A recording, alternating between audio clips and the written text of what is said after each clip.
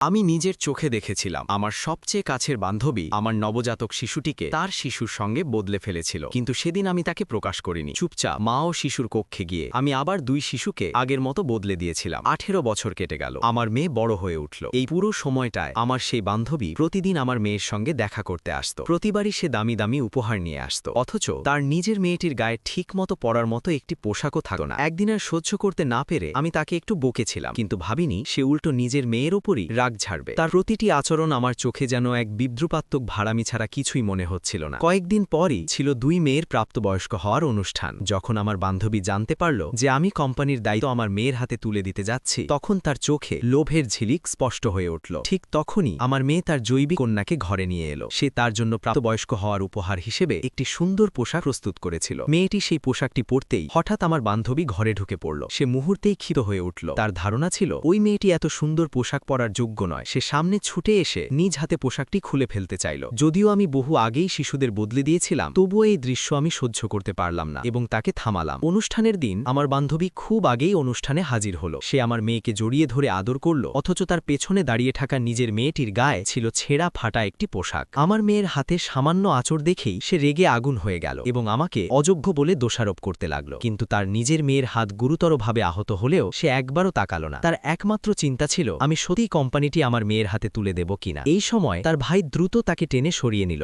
ভয়ে যে তার মুখের অভিব্যক্তি সবকিছু ফাঁস করে দেবে। আমি শুধু হালকা একটা হাসি দিলাম। ঠিক তখনই হাসপাতাল থেকে ফোন এলো, পিতৃত্ব পরীক্ষার রিপোর্ট প্রস্তুত। সে আর এক মুহূর্তও দেরি করতে পারল না। ইশারায় ভাইকে রিপোর্ট আনতে পাঠিয়ে দিল। অনুষ্ঠান শুরু হলে সবার সামনে আমি ঘোষণা করলাম কোম্পানির সমস্ত দায়িত্ব আমি আমার মেয়ের হাতে তুলে দিচ্ছি। চুক্তিতে স্বাক্ষর করে সেটি মেয়ের হাতে দেওয়ার সঙ্গে সঙ্গেই আমার বান্ধবী আনন্দে আত্মহারা হয়ে পড়ল। সে মঞ্চে ছুটে উঠল, নিজের মেয়েকে ধাক্কা দিয়ে সরিয়ে দিল এবং বলল তার মেয়ের জন্য তার একটি বিশেষ চমক রয়েছে। আমি নীরবে সব দেখছিলাম। সে জানতই না যে আসল নাটকটা তখনই শুরু হতে চলেছে।